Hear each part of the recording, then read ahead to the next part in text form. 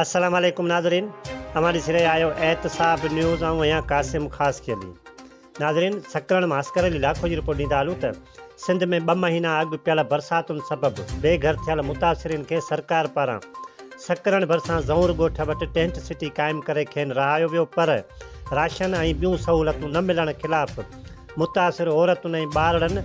AC सकरण जी office अॻियां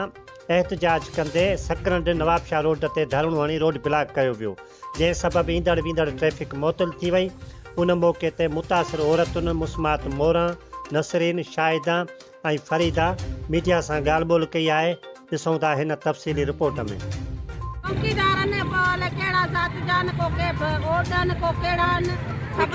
छा था करता निकरण में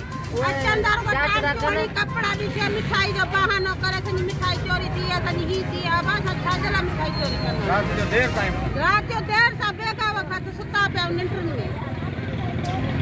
मैंने पत्नी सुती पई वने ये तो मानु कौन पे और मिट्टी करती है ना सासा अकेला ने उन जो फर्ज आ रात जो 1 बजे 2 बजे तो घाड़ो करे अचन तो जीअं असां सुञाणे सघूं ऐं नकाब ॾेई था अचनि रात जो 1 बजे घरनि में अंदर नहीं बतियूं हणनि था। उन जो फर्ज आ इतला ॾियनि भाउ हिन टेंट में आयो न आयो, ही गैर कानूनी कम आहे, हुनखे हुकूमत जी एॾी सपोर्ट न आहे।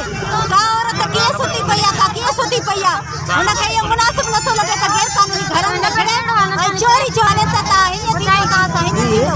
असांखे धमकी छो ॾिनी थियूं वञनि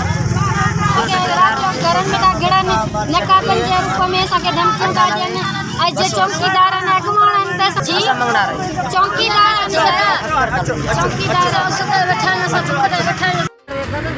जेको कुझु तव्हांजो आहे तव्हांखे ॾींदासीं, बाक़ी 2 ॾींहं छॾे 3 ॾींहं तव्हांखे राशन ॾींदासीं। भई बचा त साढ़े छा खाइनि